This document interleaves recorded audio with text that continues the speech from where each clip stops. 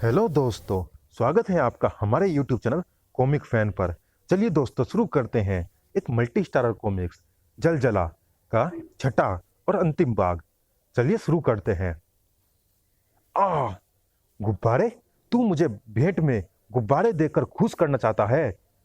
ये हवा में उड़ने वाले गुब्बारे वो गुब्बारे हैं जिनके अंदर हाइड्रोजन गैस भरी हुई है।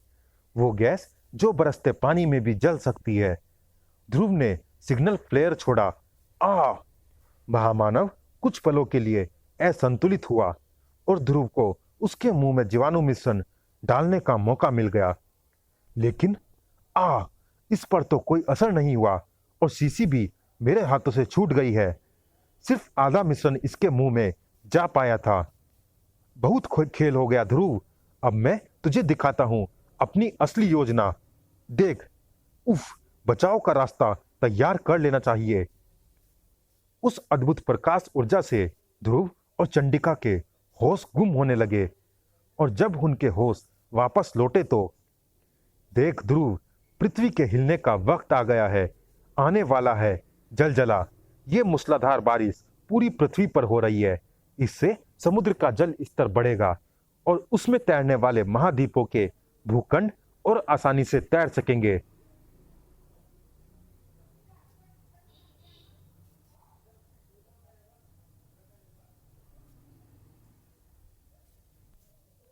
महामानव सारे महाद्वीपों को एक ही स्थान पर एकत्रित करना चाहता है। पृथ्वी के भूखंडों को फिर वहीं पर लाना चाहता है जैसा वे उसके जन्म के समय थे। नोट, इस संबंध में जानने के लिए पढ़े महामानव will be uploaded soon on our channel. ऐसा करने से महाविनाश फैलेगा। महामानव को रोकना होगा। लेकिन कैसे? ऐसा कौन सा घातक वार हो सकता है जो महामानव तक को बेहोश कर दे? एक तरीका आजमाया जा सकता है। मैंने इस कैद से बचने का इंतजाम पहले ही कर लिया था। अपने मुंह में एसिड कैप्सूल छुपाकर। एसिड कांटेदार तार को गला देगा। तार के बंधन खुल जाएंगे और मेरा दोस्त इसको हवा में ऊपर ले जाएगा। हा हा हा, तू क्या समझता है? ये तार हवा में उड़ाकर तू पानी का बरसना रोक लेगा ध्रुव। शायद। तार का दूसरा सिरा महामानव के पैर से आ लिपटा। क्योंकि अब गिरती बिजली कांटेदार तार के रास्ते तुम्हारे ऊपर गिरेगी। वार तो तूने जोरदार किया है ध्रुव, लेकिन मैं जल्दी ही अपने आप को संभाल लूंगा। उसका मौका तुमको नहीं मिलेगा। तुम्हारा दिमागी संपर्क टूटते ही बारिश भी खत्म हो रही है। गर्मी तुम्हारी कमजोरी है। मैं अभी आग जलाकर गर्मी बढ़ाऊंगा और फिर तुमको बेहोश कर दूंगा। नहीं, मेरे होश संभालने तक तुझे रोकेगी तेरी ही साथी चंडिका। चंडिका? क्या हो गया है चंडिका को? ये क्या कर रही है? चंडिका के दिमाग में मैंने अपनी मानसिक ऊर्जा भर दी है। ऊर्जा ने इसके दिमाग को इतना तेज बना दिया है कि अब ये मामूली चीजों को जोड़कर और उसमें अपनी मानसिक ऊर्जा दौड़ाकर बना सकती है एक घातक और कातिल रोबोट। यह सिर्फ हड्डियां ही नहीं तोड़ता, बल्कि मानसिक ऊर्जा का झटका भी देता है। लेकिन इसको हराना तो आसान है। रोबोट को चंडिका से ऊर्जा मिल रही है। चंडिका के हाथों से तार छूटते ही यह रोबोट भी बेहोश हो जाएगा। यह रोबोट भी बेबस हो जाएगा। लेकिन तार छुड़ाने का कोई फायदा नहीं हुआ। अब चंडिका इसको दूर से ही मानसिक ऊर्जा दे रही है। अब क्या करूं? चंडिका को बेहोश करना ही एकमात्र उपाय बच गया है। नर्व गैस का कैप्सूल। रोबोट ने तो मेरी बेल्ट ही छीन ली। चंडिका को मेरी अगली चाल का आभास हो गया था। ढाल टूट गई। किसने किया ये वार? स्टील एकदम सही वक्त पर आए, फिल्मी पुलिस की तरह। तुम आराम करो ध्रुव, अब मैं इससे निपट लूंगा। अरे, यह क्या? चोट पेड़ को लगी और चंडिका चीख उठी। शायद इसलिए क्योंकि चंडिका इससे मानसिक तरंगों द्वारा जुड़ी हुई थी। लेकिन इस बार से वह संपर्क टूट गया है। अब यह पेड़ भी निष्क्रिय हो जाएंगे। लेकिन यह निष्क्रिय नहीं हुआ। यानी इसने अपने अंदर मानसिक ऊर्जा को इकट्ठा कर लिया है। अगला निशाना स्टील था। यह क्या? दो कांटेदार तार मेरी तरफ लपक रहे हैं। तार स्टील का कड़ा कवच छेदते चले गए और ओह, ये तार अंदर घुसते ही जा रहे हैं। मेरे सर्किटों में शॉर्ट सर्किट हो रहा है। हा हा हा, खत्म हो गया स्टील। ये तो वैसे भी टीन का डब्बा था। अब मैं चक्कर सा क्यों आ रहा है? दिमाग अंधेरे में क्यों डूबता जा रहा है? शायद ये उस दवा का असर है जो ध्रुव ने मेरे मुंह में डाली थी। महामानव तो बेहोश हो गया, लेकिन अब शायद मैं भी नहीं बचूंगा। वैसे एक आखिरी तरीका आजमाया जा सकता है। ये कांटेदार तारे, इसको चंडिका इन्हीं के द्वारा ऊर्जा दे रही थी और इसके शरीर पर लिपटकर ये जरूर इसके लकड़ी के संवेदनहीन अंगों तक मानसिक आदेश भेज रहे हैं। यानी अगर ये तार खुल जाएं तो इसके अंग भी बेकार हो जाएंगे। ध्रुव की किक खाकर रोबोट ढलान पर लुढ़कता चला गया और उसके शरीर पर लिपटा तार खुलता चला गया। और फिर अचानक, अरे यह क्या? रोबोट का शरीर आग में गिर गया। किसने किया है ऐसा खतरनाक वार? शक्ति ही नहीं, हम सब आए हैं तुम्हारी मदद के लिए।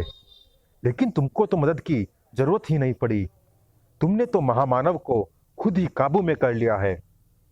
लेकिन वह बाजील कहां पर है? असली खतरा तो वह ही है। बाजील जल्दी ही सामने आने वाला था। महामानव तो काबू में आ गया, लेकिन सुपर हीरोज बच गए।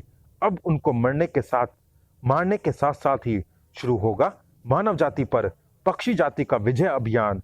शुरुआत होगी तुझसे। तू फिर मूर्खता पर उतर आया।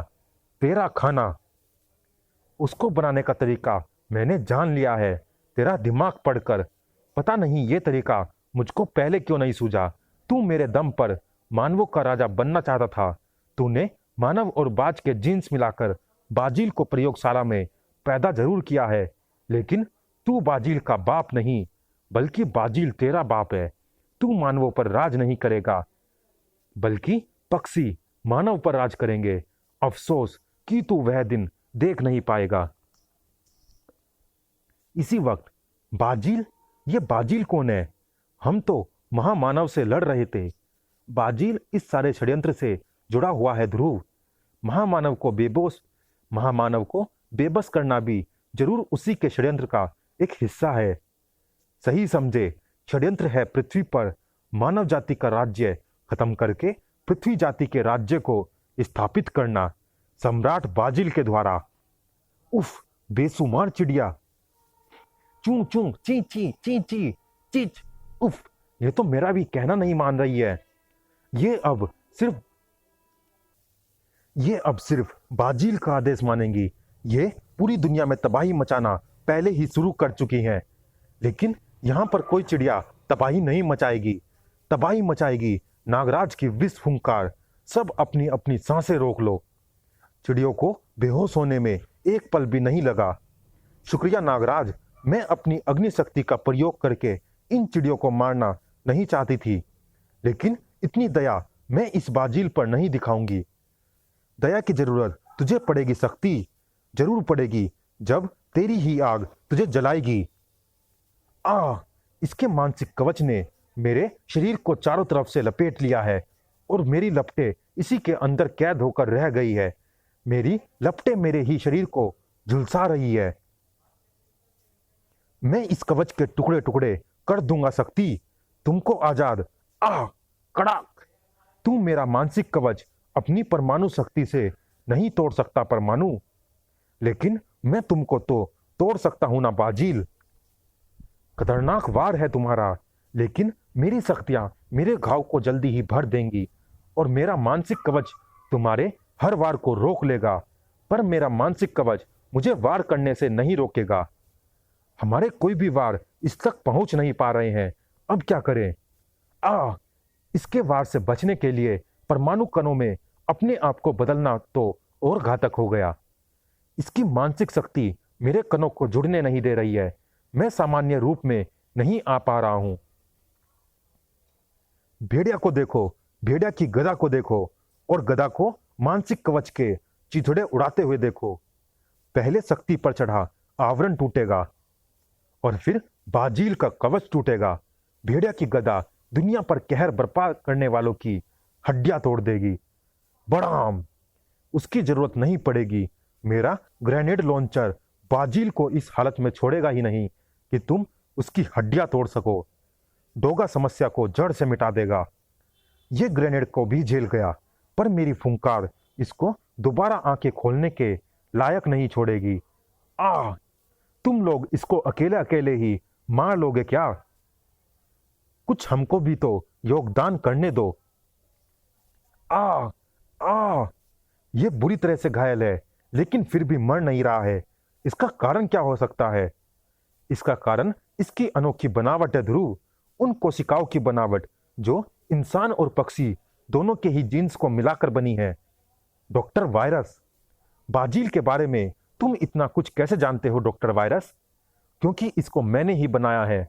मैं इसकी शक्ति से दुनिया पर राज करना चाहता था। इसमें अद्भुत मानसिक शक्तियां थी और इसको नष्ट करने की क्षमता या तो महामानव रखता था या फिर तुम सुपर हीरोज। इसलिए मैंने गंगाधरन को अपने काबू में करके पृथ्वी के रक्षक की स्थापना करवाई और महामानव और तुम हीरोज का टकराव करा दिया। इस टकराव से या तो महामानव नष्ट होता या फिर सुपर हीरोज। मेरे एक दुश्मन को तो नष्ट होना ही था और महामानव नष्ट हो गया। कम से कम उस वक्त तो ऐसा ही लगा था। महामानव के मरने के बाद मैं और बाजील कोबी को मारने आसाम पहुंच गए, क्योंकि महामानव के अलावा कोबी ही एकमात्र ऐसा प्राणी था जो अपनी प्रजाति का एक विकसित नमूना था और बाजील को खतरा सिर्फ विकसित प्राणियों से ही था। कोबी बचा या नहीं यह तो मैं नहीं जानता। कोबी बच गया है। फूजो बाबा की चमत्कारी जड़ी बूटियों ने उसे बचा लिया। चलो अच्छा ही हुआ। उसके बाद हमारा प्लान था सुपर हीरोज को एक एक करके मारना, लेकिन तभी हमको महामानव के बचने की सूचना मिल गई और फिर हमारा काम महामानव ने शुरू कर दिया। लेकिन बाजील मेरे वश से बाहर निकल गया। यह पक्षी राज फैलाना चाहता था, लेकिन पृथ्वी के रक्षकों ने इसी को जमीन पर फैला दिया। इसको खत्म करने का एकमात्र तरीका ये इलेक्ट्रोड है। इनकी ऊर्जा बाजील के शरीर में दौड़ते ही इसमें पक्षी और मानव के जीन्स अलग हो जाएंगे और इसकी कोशिकाएं टूटकर धूल बन जाएंगी। मैं खत्म हो रहा हूं। काश मेरे पास जरा सी और मानसिक शक्ति होती तो मैं अपने घाव भी भर लेता और अपने चकराते दिमाग को भी संभाल सकता। वह तो महामानव है। मैं उसकी मानसिक ऊर्जा चुरा सकता हूं, क्योंकि इस वक्त वह बेहोश है। खींच मानसिक ऊर्जा बाजील, खींच। और अरे यह क्या हो रहा है? बाजील की कोशिकाओं का टूटना रुक कैसे गया? क्योंकि बाजील के पास मानसिक शक्ति वापस आ गई है। महामानव से खींच ली है मैंने उसकी मानसिक शक्ति। बाजील ने अपने आप को संभाल लिया है और अब वह मानवों को संभलने नहीं देगा। अब तो इसको खत्म करना असंभव है, एकदम असंभव। इसका मानसिक रूप अब मेरी तरफ लपक रहा है, मेरे यंत्रों के साथ छेड़खानी कर रहा है। शायद इसने मेरा दिमाग पढ़कर मेरे यंत्रों की कार्यप्रणाली को अच्छी तरह से समझ लिया है। लेकिन अब ये करेगा क्या? ये इसने क्या किया? ये मेरी नई पोशाक ऐसे खास एस्बेस्टोस तारों से बनी हुई है जो मेरे शरीर के आकार के साथ ढीले हो सकते हैं और कस सकते हैं। मेरी पोशाक में इसका कंट्रोल लगा है। इसने वह कंट्रोल चालू करके बाकी बटनों को जाम कर दिया है। अब मैं तो छोटा नहीं हो सकता, लेकिन मेरी पोशाक छोटी होती जा रही है, मेरे शरीर को कस रही है और मेरी हड्डियां कड़कड़ा रही है। मेरी गदा इसके मानसिक रूप को फिर से इसके दिमाग में घुसा देगी। नहीं भेड़िया, इस बार नहीं। इस बार मैं तेरे हाथ के कड़ों को उतार लूंगा और बगैर कड़ों की शक्ति के तू अपनी गदा को उठा ही नहीं पाएगा। ये मैं तेरे दिमाग में पढ़ चुका हूं। अब ये गदा जब वापस तेरे पास आएगी तो तेरा हथियार बनकर नहीं, बल्कि तेरी मौत बनकर आएगी। इस बार बाजील के कहर का सुपर हीरोज के पास कोई जवाब नहीं था। आह, तू अत्यंत दुष्ट प्राणी है, मुझे तीसरी आंख खोलनी ही पड़ेगी। तू ज्यादा देर तक ये ताप सह नहीं पाएगा। अरे अरे, तू ये मानसिक पाइप अरे अरे तू ये मानसिक पाइप कहाँ भेज रहा है? मन की गति से बढ़ता मानसिक पाइप सूर्य में घुसता चला गया और मानसिक पाइप के दूसरे सिरे का रुख शक्ति की तरफ मुड़ गया। आह, सूर्य की लपटें सीधे मुझ तक पहुंच रही है। इस ताप को तो मैं भी सह नहीं सकती। आह, डोगा इसका काम तमाम करेगा। इस वक्त यह मानसिक कवच के बाहर है। डोगा का बारूद इसका भेजा उड़ा देगा। उससे पहले यह बारूद खुद उड़ जाएगा। तू मुझे मार नहीं सकता, लेकिन खुद को तो मार सकता है ना? मानसिक खोल डोगा की मुट्ठियों को ढकते चले गए। ले मार। डोगा का शरीर अपने ही घुसों की मार खाकर नीला पड़ता चला गया। धम, इसकी शक्ति तो असीमित हो गई है। अब हम क्या करें? मेरे और सर्पों के मानसिक वार भी इसके कवच को तोड़ नहीं पा रहे हैं, क्योंकि अब इसके पास महामानव की भी शक्ति है। बगैर इसके कवच को तोड़े हम कुछ नहीं कर सकते ध्रुव। ओह, अब ये क्या कर रहा है? मेरे दिमाग के उस हिस्से को छेड़ रहा है जो ध्वंसक सर्पों को आदेश देते हैं। ध्वंसक सर्प मेरे शरीर के अंदर ही फट रहे हैं। नागराज, चंडिका के पास महामानव की मानसिक ऊर्जा है। तुम सूक्ष्म सर्पों द्वारा चंडिका के मस्तिष्क से संपर्क साधो और महामानव की उस मानसिक ऊर्जा द्वारा बाजील का कवच तोड़ो। फिर उसके बाद हम क्या करेंगे ध्रुव? जो कुछ भी हमारे पास है उसका बाजील पर वार। अरे, यह क्या? बन गया काम। जल्दी वार करो नागराज। मानसिक शक्तियों के उस भीषण टकराव ने दोनों की ही शक्तियों को पल भर के लिए चूर चूर कर दिया और उसी पल ध्रुव ने बाजील के मुंह में कुछ डाल दिया। यह क्या है? यह वही आधा बचा जीवाणु मिश्रण है जिसने महामानव को बेहोशी की दुनिया में पहुंचाया था। तुमको भी ये उसी दुनिया की सैर पर ले जाएगा। आह! कुछ ही देर में बाजील का शरीर धीरे धीरे विखंडित होकर हवा में घुल गया। पृथ्वी के रक्षकों ने दुनिया पर आया एक खतरा सफलतापूर्वक टाल दिया है। लेकिन इस महामानव का अब क्या करें? इसके लिए एक सुरक्षित स्थान मेरे दिमाग में है। स्वर्ण नगरी। मेरा भला कभी नहीं होगा। समाप्त। चलिए दोस्तों, इस कॉमिक्स में इतना ही। यह रोमांचक कॉमिक्स कैसी लगी आप हमें कमेंट बॉक्स में जरूर बताइएगा। और दोस्तों, जिन्होंने अभी तक हमारे चैनल को सब्सक्राइब नहीं किया है, चैनल को सब्सक्राइब जरूर कीजिएगा ताकि आने वाले कॉमिक्स की अपडेट आपको समय से मिल सके और हम ऐसे ही आपके लिए रोमांचक कॉमिक्स लाते रहें। मिलते हैं फिर किसी अन्य कॉमिक्स में। तब तक के लिए धन्यवाद।